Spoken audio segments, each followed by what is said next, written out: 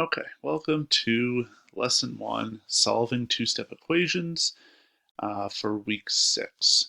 Go ahead and make sure that you have a piece of paper and a pencil and number your paper from 1 to 5. Make sure you leave enough space in between each one to solve some equations and do some work. All right, let's go ahead to our objective. The objective for this lesson is scholars will be knowledgeable as they solve two-step equations using inverse operations. So there's that key word that we used a lot last week, inverse operations. That means the opposite operation through guided notes and independent practice. So you can see here the most important vocab word we're going to talk about is inverse operation. That means the opposite. So like addition and subtraction are opposites, and multiplication and division are opposites. Okay, we're going to be talking about equations and how to solve them. All right, let's do a quick refresher. When we have an equation, this is called a one-step equation because there's only one thing happening to the variable.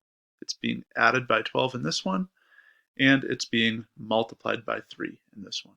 So there's only one step to do. We are not going to use hangers in this model, but I will be talking about hangers, okay? So we're going to use the inverse operation. What number plus 12 equals 22? So we are adding. So to figure this out, we do the inverse. We subtract. Okay, we want to get rid of this plus 12 here, because if we get rid of it, what's left is just our variable, and then that'll tell us what that's equal to. I'm going to draw a line down the equal sign. Remember, if I subtract 12 from one side on my hanger, all of a sudden I'm not equal anymore. To make sure that the hanger is level, or flat, or equal on both sides, I need to do the same exact thing on the other side. All right, so we have 12 and minus 12. I'm going to cross those out because a positive 12 and a negative 12 makes 0. That's the whole point. What's left over is just our variable, x. And then over here I have 22 minus 12. Okay, so 2 minus 2 is 0, and 2 minus 1 is 1. So x equals 10. And we know that's true because 10 plus 12 is 22. All right, let's try the next one. So remember, when we have a number next to a variable, I'm going to put a little multiplication symbol in there. That means they are being multiplied, okay? So 3 times what is 19? You might be saying to yourself, well, there is no number. 3 times what equals 19? Yeah, there is no number. Well, there is. It's just a fraction or a decimal. And this is where a calculator is really going to come in handy. Okay? We're going to do the same thing. What's the inverse or opposite of multiplying? It's dividing. Okay? So think about your hanger. If you divided the weight on the left side by 3, all of a sudden your hanger is not level. You would have to do the same thing to the other side to make sure that it was level. Okay, the reason we are dividing by 3 here, well, 3 divided by 3 means that I just have 1x, right? 3 divided by 3 is just 1x. And I'm going to do the same thing on the other side. 19 divided by 3. Okay, this might be an opportunity for us to Google a calculator and do 19 divided by 3, and we get 6.33333333. Now the calculator ends here, but I know that these 3's are going to go on forever. So I'm going to put 6.3. I don't need to write all those 3's. I can put a little line over that 3, and that tells me that that 3 goes on forever. Okay, let's move on to number 3. All right, so we're going to take it up a notch. We're going to put it all together. So you can see here, if I look at the variable, there are 2 things happening. One, it's being multiplied by 3 and adding 7. So 2 things happening, two-step equation. All right, So what I want to do is I want to know just what is 3x worth. So I'm going to just circle this for a second. Right now I know what 3x plus 7 is. It's 28. So I want to get rid of this plus 7 here. And I do it by doing the opposite, by subtracting 7, right? Because a positive 7 and a negative 7 makes 0. Same thing. If I take away 7, my hanger is not level, so I got to take away 7 from the other side to make sure both sides have the same amount of weight. A positive 7 and a negative 7, 0, right? I cross those out. What do I have left? I have just my 3 times x. Put a little arrow here. This is where that's coming from. That's what's left over after I subtract 7. 28 minus 7 is 21. Okay? And now we have, just like the problem before, right? We have a one-step equation. 3 times what is 21? So if you don't know, you do the opposite. So we are multiplying here by 3, so we're going to divide by 3. Right? Same thing. If I take the amount of weight on the left side and I divide it by 3, I have less weight. So I have to do the same thing to the other side. Divide by 3. 3 divided by 3 leaves me with just 1x. And 21 divided by 3, if you're not sure, do it in a calculator, is 7. Okay, the nice part about solving equations is you can check your answer by yourself. So you're going to take the answer that you got, right? There's a blank spot here because there was an x. So I'm going to put this 7 into my original equation here. We're going to make sure that it works. Okay, 3 times 7 is 21. And then I have a plus 7 here. And that's supposed to equal 28. If it does, you know you're right. Well, 21 plus 7 is, in fact, 28. All right. Does 28 pounds equal 28 pounds? Would my hanger be level? Absolutely. That means that I have the right answer. All right, let's go on to the next one. Number 4. Okay, here we go again.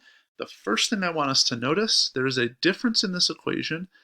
This equation had a plus sign, so we subtracted. Okay? We did the opposite. This equation has a minus sign, so we should do the opposite, which is adding. Okay, so you're going to see that when we solve this equation. I want to know what is just the 4x worth. So I want to get rid of this negative or minus 9. And I'm going to do that by doing, you guessed it, the opposite. Opposite of subtracting 9 is adding 9, right? But if I add 9, it's not level, so I have to do it to the other side. I'm going to add 9 on the other side to keep things equal. All right. Negative 9 and positive 9, well, that makes 0. There's nothing left. That's the whole point. That means all that's left is my 4 times x. And on the right side, we have 21 plus 9. Okay, so that's 30. All right, so we have 4 times what is 30? So I don't know that answer, so what I'm going to do is I'm going to do the opposite of the operation. We have multiplication here, right? We're taking x and we're multiplying it by 4. So if we divide by 4, that will tell us our answer. 4 divided by 4 leaves us, 4 divided by 4 is just 1x. 30 divided by 4, I don't know that, but I have a nice tool here that I can use called a calculator. 30 divided by 4, 7.5. Okay, 7.5. All right, so let's check our answer, right? We're going to go ahead and put 7.5 back into our original equation. So 4 times 7.5 minus 9 should equal 21. Right? We should have a level hanger at the end. So 4 times 7.5. Let's do that here. 4 times 7.5 is 30. Okay.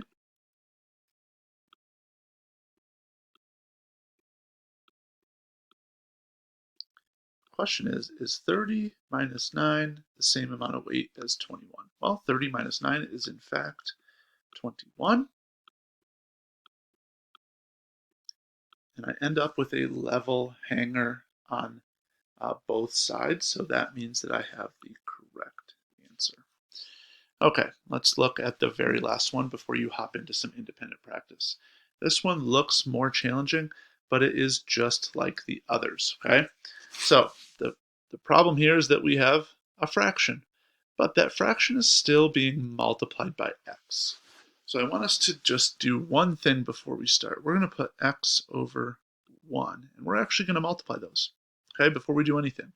So 1 times x, well, that's just 1x. I'm just going to put 1x. I don't need the 1 there. I can just put 1x. And on the bottom, the denominator is 4 times 1 is 4. And then I'm just going to copy the rest of the equation. Okay, so this really says x divided by 4. Okay, x divided by 4. That's important because we're going to end up doing the opposite of that in a minute. But before we do that, I want to get rid of this minus 7, and I'm going to do that by doing the opposite, by adding 7, right? Because a negative 7 and a positive 7 makes 0. Again, if I do that, though, I need to do it to the other side to make sure both sides are level. Okay? A negative 7 and a positive 7 makes 0. That's perfect. What do I have left over? X divided by 4.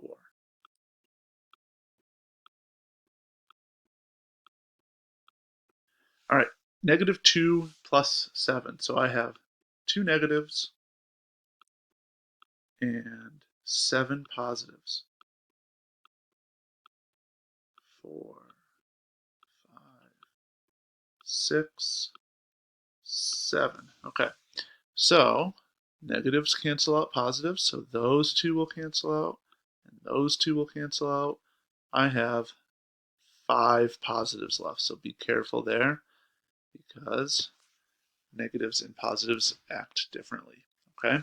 So remember, this line over here says x divided by 4, so we can multiply by 4 on both sides, and we will get our answer. X equals 20. Okay, let's go ahead and just put this number right back into our equation and see if our equation works. Okay, so 1/4 of 20. That means we are taking 20 and we are splitting it into 4 boxes. Right, the total is 20. How much goes in each box? Well, I know 5, 10, 15, 20. We're basically dividing 20 into 4. So each box is worth 5. So if I want 1/4, I'm going to use just one of these boxes, which is 5. Okay, and 5 minus 7. So if I start at a number line, 0, here's 5, 4, 3, 2, 1, right? Now I go down 7. So let's go down 7. 1, 2, 3, 4, 5, 6, 7. Well, here's 0. That means this is negative 1 and negative 2. So negative 2 here and negative 2 here. That means my hanger's level. That means we have the right answer, and we're good to go. All right, hop into your independent practice